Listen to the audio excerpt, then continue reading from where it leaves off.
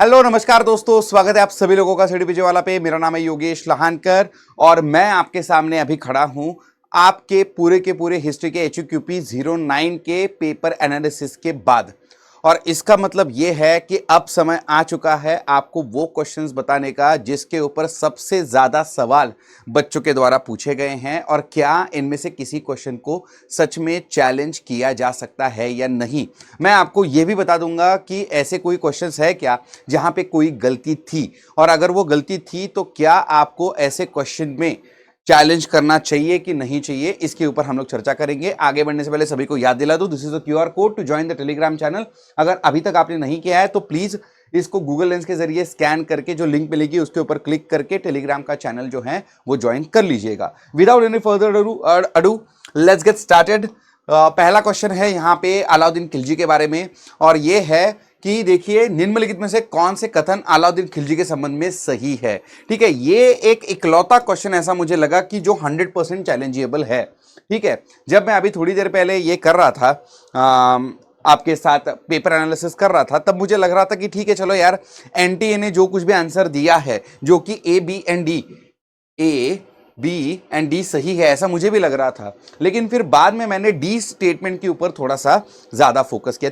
चलो पहले सबसे पहले है ना, आसान से स्टेटमेंट सही है या गलत है इसके ऊपर चर्चा कर लेते हैं। स्टेटमेंट ए बोलता है कि उसने अपने चाचा ससुर जलालुद्दीन की हत्या करके दिल्ली का वो सुल्तान बना है। ये तो बिल्कुल सही है। इसका मतलब ये है कि ए होना ही चाहिए। जहां पे ए नहीं है उसको हम निकाल फेंकेंगे, लेकिन हम देख पा रहे हैं सभी में ए है। ठीक है, तो ए तो होना ही चाहिए। दूसरा है कि बाबा he assigned important positions to his loyal officers. अपने लॉयल ऑफिसर्स को उसने इंपॉर्टेंट पोजीशंस देना शुरू कर दिया। अलाउद्दीन खिलजी ने लगभग सारे के सारे सुल्तान और बादशाह ये चीज करते हैं, तो ये कोई बड़ी बात नहीं है, तो बी भी होना चाहिए। तो बी जहां कहीं पे भी नहीं है उसको हम निकाल फेंकेंगे। तो फोर्थ तो खत्म हो गया भाई ऑप्शन, आपका फोर्थ ऑप्शन तो यहीं पे खत्म हो गया है ना। अब बात करते हैं ई की। He was lenient towards the rebel nobles. बिल्कुल नहीं, अलाउद्दीन खिलजी काफी ज्यादा क्रूर था, काफी ज्यादा मतलब क्रूअल था। तो ई तो बिल्कुल होना ही नहीं चाहिए, तो ई यहां पे है, इसको हम निकाल फेंकेंगे। खैर पहले से उसको निकाल फेंका है। अब बात कर लेते हैं कि भाई देखो, ही रिलीज द क्वीन मदर मलिका जहान फ्रॉम प्रिजन। ऐसा कुछ उसने किया नहीं था। देखिए यहां पे एक बात जो आपको गौर करनी है, मलिका जहान was actually chief wife of Alauddin Khilji. ठीक है, ये बात पहली चीज। दूसरी, मलिका जहान जो है, जिनको मलिका जहान भी बोला जाता है, वो एक्चुअली जो है डॉटर ऑफ जलालुद्दीन खिलजी है। She is the daughter of Jalaluddin Khilji. ये सिर्फ जलाल लिख रहा हूं मैं, ठीक है। ये बेटी है जलालुद्दीन खिलजी की। अलाउद्दीन खिलजी के साथ इनकी शादी तो हो जाती है, लेकिन अपने बाप को मारने के चक्कर में ये कभी अलाउद्दीन खिलजी को माफ ही नहीं करती। लेकिन इसका मतलब ये नहीं कि अलाउद्दीन खिलजी ने इसको पहले प्रिजन में डाला और फिर वहां से उनको बाहर निकाला, ऐसा कुछ भी नहीं किया है।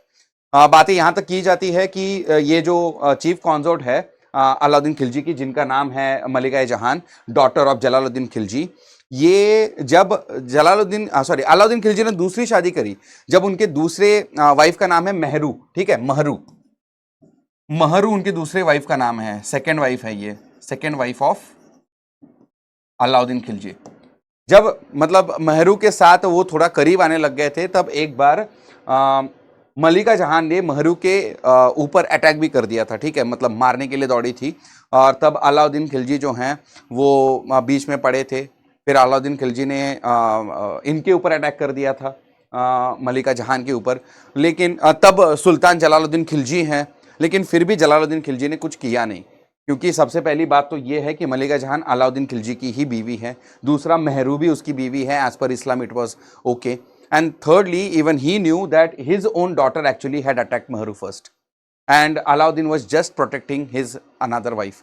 तो इसकी वजह से जलालुद्दीन ने कुछ किया नहीं था अलाउद्दीन खिलजी के खिलाफ। लेकिन जब बाद में अलाउद्दीन खिलजी जलालुद्दीन खिलजी को मार देता है और दिल्ली का सुल्तान बनता है, उसके बाद मलिका जहान कभी माफ नहीं करते अलाउद्दीन खिलजी को, ठीक है। तो ऐसे, लेकिन ये प्रिजन वाली बात जो है बिल्कुल गलत है, ये बिल्कुल गलत है। तो इसके वजह से सी बिल्कुल गलत हो जाता है, और जैसे ही सी गलत हो जाता है आपको पता चल जाता है कि हम लोग 1 को भी अब यहां से डिलीट कर सकते हैं। तो इसका मतलब यह है कि भाई साहब हमने तय कर लिया ए बी सही है, सी गलत है। अब ई वाली जो स्टेटमेंट है वो भी गलत है, ये भी हमने तय कर लिया था। बात आके पहुंच जाती है डी के ऊपर। अब देखिए यहां पे इन्होंने ये बोला है कि भाई अलाउद्दीन खिलजी ने जलालुद्दीन के जो अमीर थे, उसके टाइम के जो अमीर थे, जिन्होंने जलालुद्दीन खिलजी की बहुत अच्छे से सेवा करी थी, उनके प्रति वो वफादार रहे हैं, उनको अपने पूर्व पदों का आनंद लेने दिया, ठीक है। अब देखिए इसमें दो बातें आ जाती है। सबसे पहली बात तो ये है कि ज्यादातर जो जलालुद्दीन के नोबल्स थे उनको अलाउद्दीन खिलजी ने मार गिराया है, ठीक है। किसी को मारा है, किसी को ब्लाइंड किया है, किसी को उसके पद से हटा दिया है। ये सारी चीजें अलाउद्दीन खिलजी ने बहुत बड़े हद तक की है।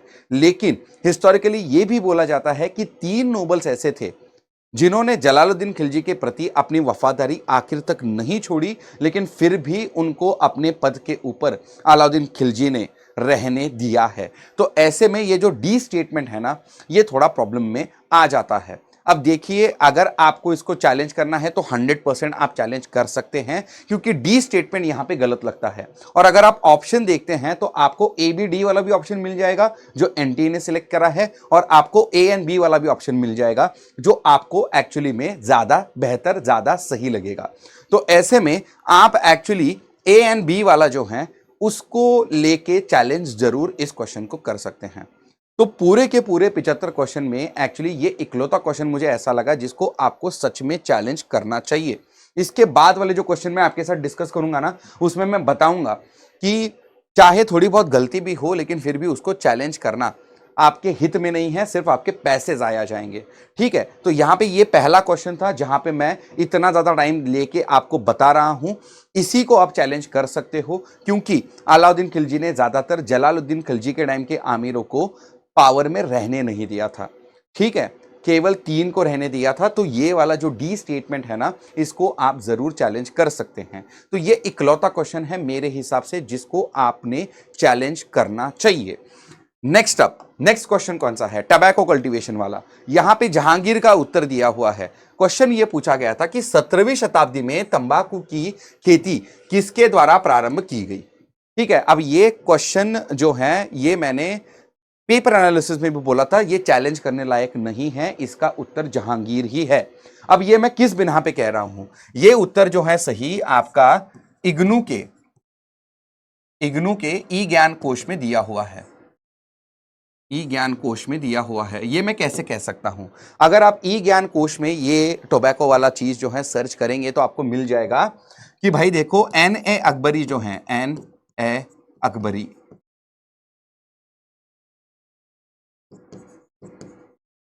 एन ए अकबरी जो है ना, ये एक्चुअली सारे के सारे मुगल जो क्रॉप्स है ना, crops in all Mughal territories,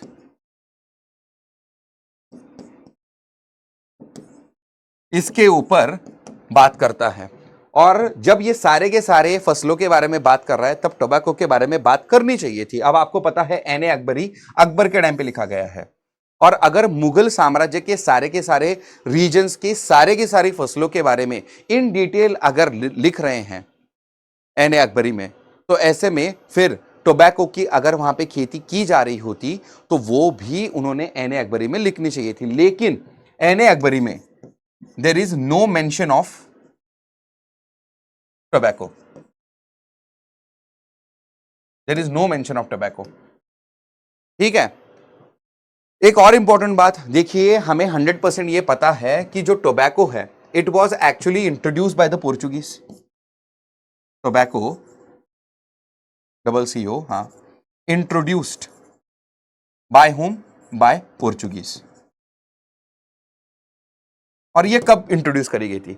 16वीं शताब्दी के आखिर में, late 16th century, late 16th century. ठीक है, लेट 16th सेंचुरी में इंट्रोड्यूस करी गई थी।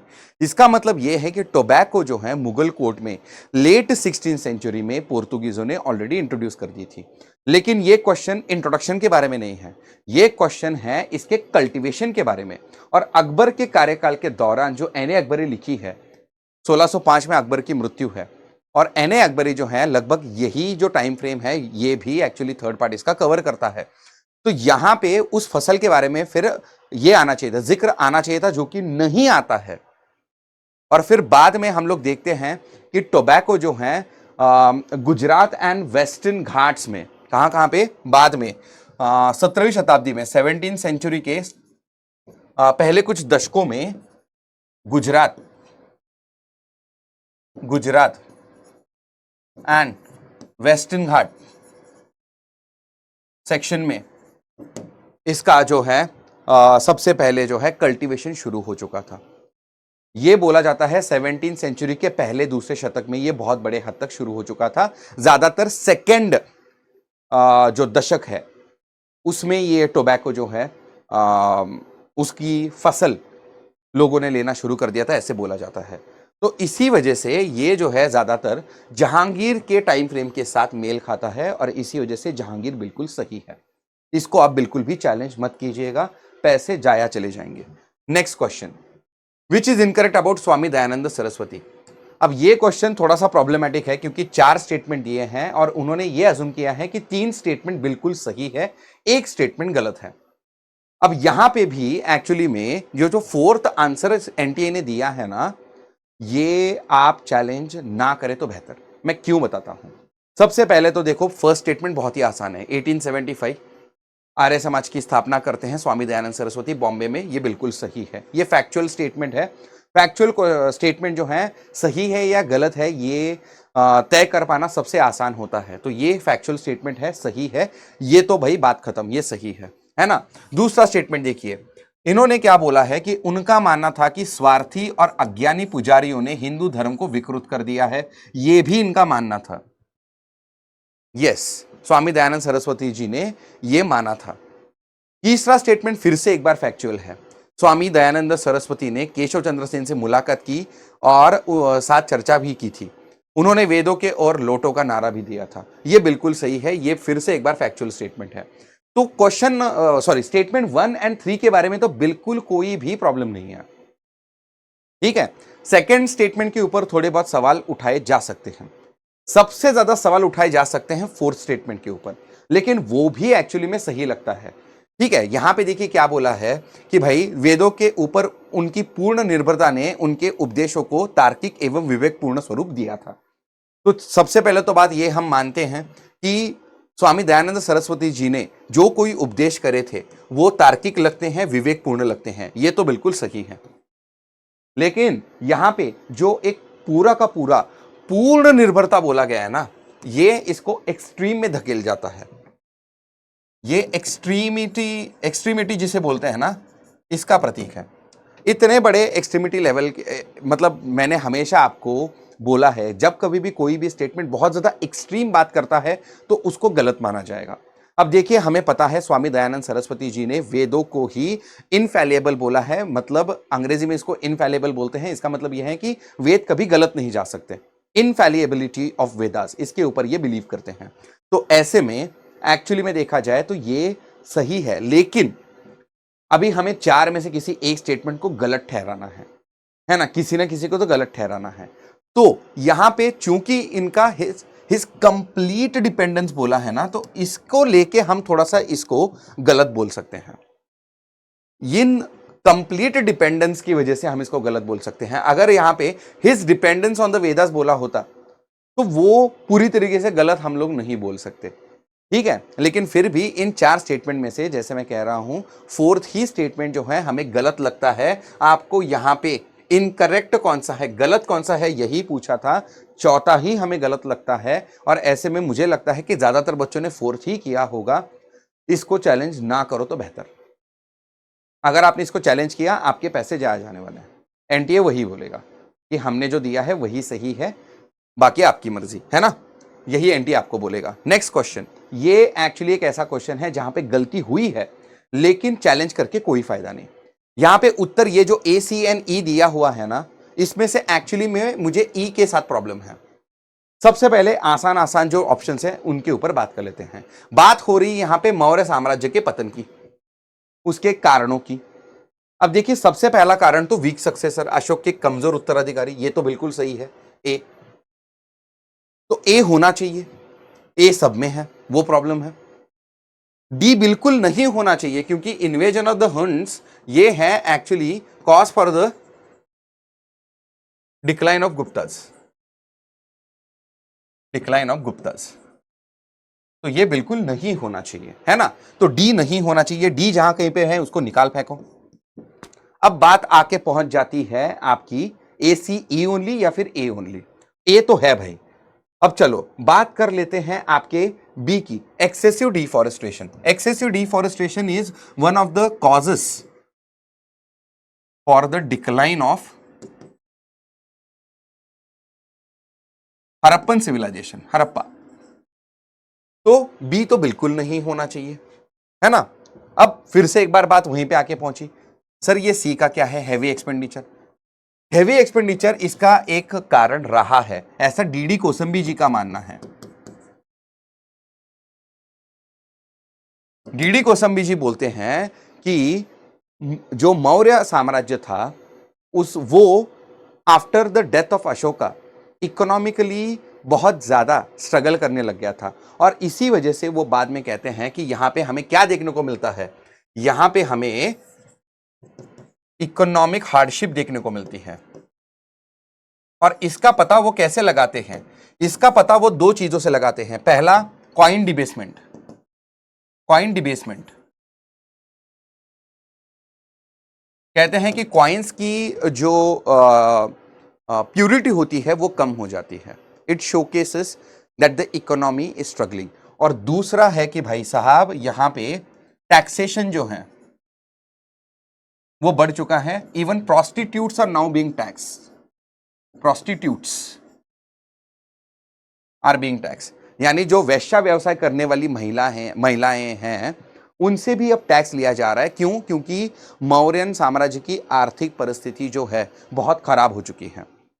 इसका मतलब क्या है, मौर्य साम्राज्य की आर्थिक परिस्थिति खराब क्यों हुई? क्योंकि उन्होंने बहुत ज्यादा बड़े पैमाने पे एक जो अपना सैन्य था उसको जमा करके रखा था, लेकिन इस सैन्य का इस्तेमाल करके किसी के ऊपर आक्रमण करके उसको लूट वो नहीं रहे थे, और इसकी वजह से इन सैनिकों की सैलरी के ऊपर बहुत बड़ा खर्चा होगा। और यही कारण था जिसकी वजह से मौर्यन एम्पायर में हमें एक बहुत बड़े हद तक एक इकोनॉमिक प्रॉब्लम जो है आते हुए दिखता है। तो ये भी बिल्कुल सही है। तो ए और सी तो होना ही चाहिए। तो ए और सी सिर्फ इसी ऑप्शन में है, लेकिन मुझे प्रॉब्लम ई से है, मिलिटेंट ब्राह्मणिकल रिएक्शन। क्यों पता है? क्योंकि मिलिटेंट ब्राह्मणिकल रिएक्शन को डिस्प्रूव किया गया है।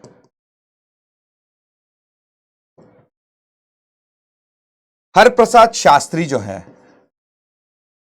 हरप्रसाद शास्त्री,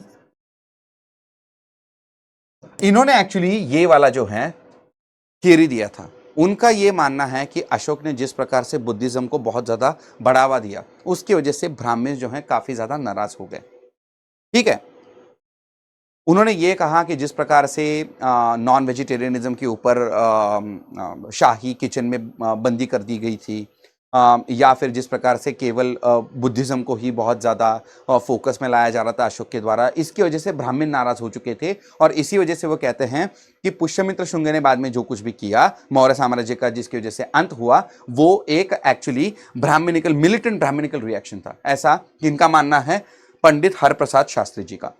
लेकिन इसके खिलाफ बहुत सारे हिस्टोरियंस ने अब अपनी आवाज जो है बुलंद करी है, जिसमें सबसे इंपॉर्टेंट आते हैं आपके Hemchandra Roy Chaudhary, HC Roy Chaudhary.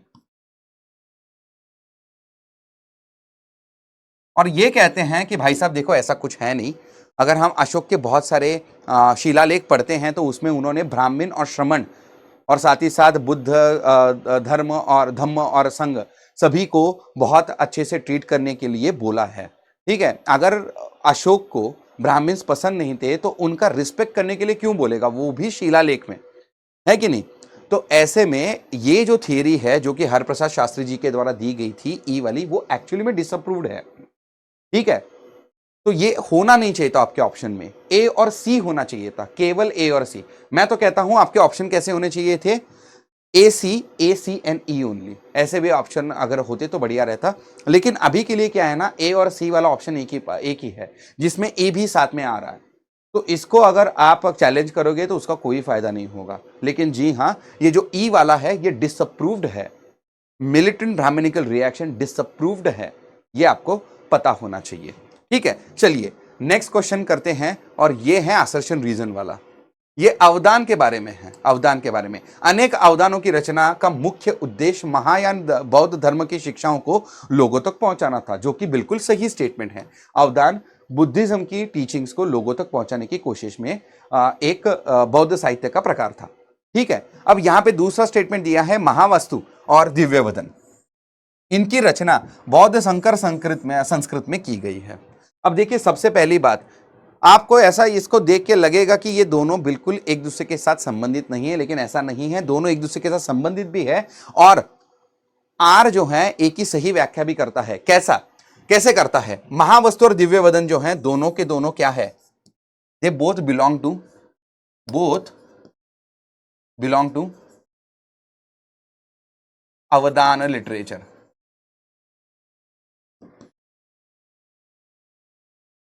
Of Buddhism. सबसे पहली बात, ये दोनों के दोनों एक्चुअली अवदान है, आपका महावस्तु भी और दिव्यवदन भी। और दूसरी चीज, यहां पे ये जो संकर संस्कृत यानी हाइब्रिड संस्कृत के बारे में बात की गई है ना, this was actually the Sanskrit that was used by the Mahayanas. Mahayanist जो है ना, इन्होंने एक्चुअली में हाइब्रिड संस्कृत का इस्तेमाल किया था, और इसी हाइब्रिड संस्कृत में इन्होंने महावस्तु और दिव्यवदन की एक्चुअली में कंपोजिशन करी है, ये बोला गया है। तो ये जो है महायानिस्ट ने यूज किया है, और यहां पे महायान के बारे में ही आपको क्वेश्चन पूछा गया है। तो जी हाँ, A and R both are correct, and R is the correct explanation of A. ठीक है, तो इसको भी बिल्कुल चैलेंज मत कीजिएगा, जो एनटीए ने दिया है वो बिल्कुल सही ऑप्शन है। तो ऐसे में केवल अलाउद्दीन खिलजी का एक क्वेश्चन जो है मुझे लगता है आपको चैलेंज करना चाहिए, बाकी कोई भी क्वेश्चन आपको चैलेंज नहीं करना चाहिए। ये लास्ट का क्वेश्चन है, this is about constitution of India, और इसको भी आप ज्यादातर चैलेंज ना करें तो बेहतर। ठीक है, ये लास्ट क्वेश्चन है मेरे ख्याल से, इसके बाद तो नहीं है कुछ जी। तो लास्ट क्वेश्चन देखिए, अब यहां पे फिर से एक बार हम लोग जो एनटीए ने दिया हुआ ऑप्शन है ना उसको देखते हैं, ए बी एंड डी। तो यहां पे ए एंड डी बिल्कुल सही है। ठीक है, पहला ए स्टेटमेंट बोलता है कि सभी नागरिकों को समान अधिकार प्रदान करता है भारतीय संविधान, जो कि बिल्कुल सही है। डी बोलता है कि यह व्यक्तिगत कानूनों को मान्यता देता है। व्यक्तिगत कानून यानी वो जो मैरिज, डिवोर्स एक्सेट्रा से डील करते हैं।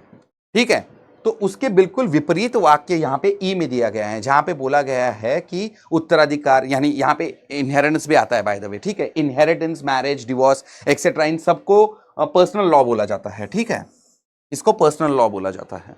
इसको क्या हमारा कॉन्स्टिट्यूशन रिकॉग्नाइज करता है? जी हाँ, बिल्कुल करता है। तो नीचे क्या बोला गया है, उत्तराधिकार, विवाह, तलाक, भरण पोषण एवं गोद लेने से संबंधित कानूनों को मान्यता नहीं देता। ये तो गलत हो गया। अगर डी सही है तो ई गलत हो गया, है कि नहीं?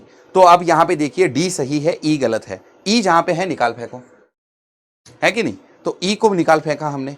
अब देखिए बाद में, constitution recognises distinction of caste, class, religion.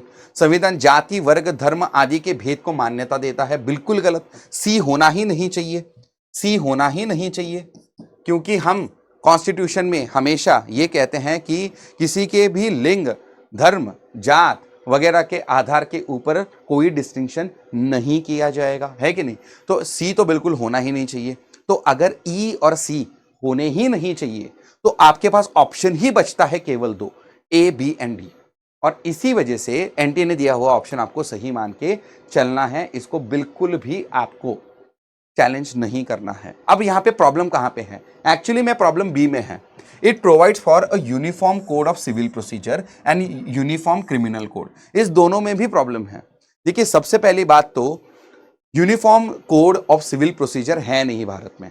ठीक है, ये इस्टेब्लिश करने की बात होती है इसमें directive principles of state policies, article 44 में बोला जाता है। आर्टिकल 44 में यह बोला जाता है कि हम लोग यूनिफॉर्म सिविल कोड वगैरह, यूनिफॉर्म सिविल प्रोसीजर कोड वगैरह लाने की कोशिश करेंगे। तो क्या ये देता है, डज इट प्रोवाइड? नो, लेकिन उसके बारे में बात जरूर करता है। दूसरी चीज, अब ये बहुत ही ज्यादा मतलब आप ये सुन के हंस जाओगे, है ना, हंस दोगे आप। यूनिफॉर्म क्रिमिनल कोड बोला है, कोड नहीं एक्चुअली लॉ है।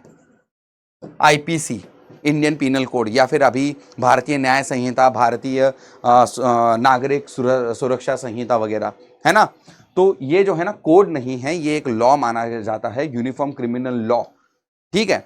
लेकिन अगर फ्रॉम ये जो है ना, ये चीज इवन पॉलिटिकल साइंस के बच्चों के लिए भी डिफिकल्ट मानी जाएगी। ये शायद से अगर कोई एलएलबी कर रहा है ना तो उसको ये पकड़ में आ जाएगा, है ना। तो ऐसे में बी में थोड़े से प्रॉब्लम्स हैं, बी स्टेटमेंट में थोड़े से प्रॉब्लम हैं, लेकिन हम as a student of history इसको ओवर एक्सप्लेन नहीं करेंगे, ओवर एनालाइज नहीं करेंगे, इसको ऑन द फेस वैल्यू हम लोग लेंगे और इसको सही पकड़ लेंगे। और यही एनटीए ने भी किया है, और इसी वजह से ए, बी एंड डी आपका सही उत्तर दे दिया गया है यहां पे, ठीक है। तो ऐसे में मेरे ख्याल से आपको इसको भी बिल्कुल चैलेंज नहीं करना चाहिए। ए, बी एंड डी ये सही है, उसमें से ए और डी तो 100% सही है, सी और ई 100% गलत है, बी में थोड़े बहुत प्रॉब्लम है, लेकिन दूसरा कोई ऑप्शन बचता नहीं है आपके पास, और इसी वजह से आपको ए, बी और डी वाला ऑप्शन लेना पड़ेगा। अगर ए, बी, डी और ए, बी एंड डी के साथ साथ अगर आपके पास केवल ए और डी का ऑप्शन होता तो फिर मैं कहता कि भाई साहब ए और डी सही है, बी में गलतियां हैं, तो आप ए एंड डी वाला ऑप्शन करेक्ट करके अगर आए हो, अगर वो होता, अगर आपने उसको करेक्ट किया होता और फिर एनटीए बोलता कि ए, बी, डी वाला ऑप्शन सही है, तो फिर मैं बोलता आपको चैलेंज करो। लेकिन यहां पे चैलेंज करने की कोई जरूरत है ही नहीं, क्योंकि यही सबसे बेस्ट आंसर है। देखिए हर बार एनटीए यही बोलेगा आपसे, जब कभी भी इस तरीके के क्वेश्चन आएंगे, मौर्यस में भी वही होगा अभी, है ना। मौर्यन डिक्लाइन के बारे में, मौर्य साम्राज्य के पतन के बारे में जो कुछ भी मैंने कहा कि उसमें ई पॉइंट गलत है, तो एनटीए आपको बोलेगा कि भाई साहब देखो, हमने क्या बोला है, ईदर करेक्ट ऑप्शन या फिर the one that is nearest to the correct option, ये आपको चुनने के लिए हम लोग बोलते हैं। This is not the best option but this is nearest to the best option, और इसी वजह से आपको इसको चुनना है, ये एनटीए बोल देगा आपको। और इसी वजह से मैं कह रहा हूं इसको चैलेंज मत कीजिए। तो खलजी वाला क्वेश्चन छोड़ के आपको किसी को भी चैलेंज नहीं करना है मेरे हिसाब से। अगर आपको और भी कोई दूसरे क्वेश्चन है जिनमें डाउट है तो मुझे जरूर पूछिएगा टेलीग्राम के ऊपर। अगर टेलीग्राम को अगर अभी तक आपने ज्वाइन नहीं किया है तो टेलीग्राम को ज्वाइन करने के लिए ये कोड जो है इसको स्कैन करिए और मुझसे क्वेश्चन पूछिएगा, मैं आपको उसका जो है पूरा का पूरा एक्सप्लेनेशन दे दूंगा। And finally Samarth 2027, Samarth pro 2027 ये हमने ला दी है। अगर आपको इसी तरीके के इन डिटेल एनालिसिस चाहिए तो आपको जरूर से समर्थ 2027 and Samarth pro 2027 in batches को ज्वाइन करना होगा, ठीक है। ये बहुत ही बेहतरीन बैचेस हैं, यहाँ पे मैं खुद आपको इसी तरह से पढ़ाऊंगा, इसी तरह से आपको इन डिटेल एनालिसिस दूंगा हर एक टॉपिक का, ठीक है। तो ये आपके लिए बहुत ज्यादा फायदेमंद साबित होने वाला है। लाइव एंड रिकॉर्डेड क्लासेस मिलेंगी, आपको नोट्स मिलेंगे डिटेल्ड वाले, हिंदी इंग्लिश में, क्लास भी हिंदी इंग्लिश में होगी, जिस प्रकार से आपकी पीपीटी थी अभी उसी प्रकार की पीपीटी हिंदी इंग्लिश में होती है। साथ ही साथ डेली प्रैक्टिस प्रॉब्लम्स मिलते हैं और मंथली टेस्ट भी मिलते हैं आपको, ठीक है। तो इसका जो पूरा का पूरा अभी अर्ली बर्ड प्राइस चल रहा है वो है 3999, और वहीं पे प्रो में आपको थोड़े ज्यादा ऑफरिंग्स हैं तो इसकी वजह से इसका अर्ली बर्ड प्राइस 5499 है। लेकिन इसमें बहुत सारी चीजें एक्स्ट्रा मिलती हैं, जैसे कि आपको आगे आने वाले बैचेस का एक्सेस मिलता है, समर 2.0 3.0, वो वाले बैचेस भी आप लाइव कर सकते हैं। साथ ही साथ आप टेस्ट सीरीज को भी टेस्ट सीरीज जो है वो भी आपको एग्जाम के पहले दी जाएगी। मेंटरशिप के सेशंस होते हैं, अदर पीजी प्रोग्राम्स के जो आपके पीवाईक्यूज है उनको भी मैं डिस्कस करता हूं इसमें, और खजाना पैकेज जहां पे आपको प्रीवियस बैचेस के रिकॉर्डेड जो आपके सेशंस होते हैं उनका भी एक्सेस मिल जाएगा। तो जरूर आप इसके बारे में सोचिएगा। 3999 5499 कोई बहुत बड़ा मतलब ये नहीं है, अमाउंट नहीं है, ऐसा मेरा मानना है। खैर चलो, तो इसी के साथ ये सेशन यहाँ पे समाप्त होता है। बच्चों मुझे जरूर चैट बॉक्स में बताइएगा कि आपको ये सेशन कैसा लगा, और अगर आपको कोई दूसरा ऐसा सवाल है जो आपको लगता है कि चैलेंज करे ना करे, ऐसी द्विधा मनस्थिति में हैं आप, तो प्लीज उसे मुझे भेज दीजिएगा, मैं उसके ऊपर आपके लिए जरूर सेशन लाऊंगा। Thank you very much. This is Yogesh Lahankar signing off, bye bye.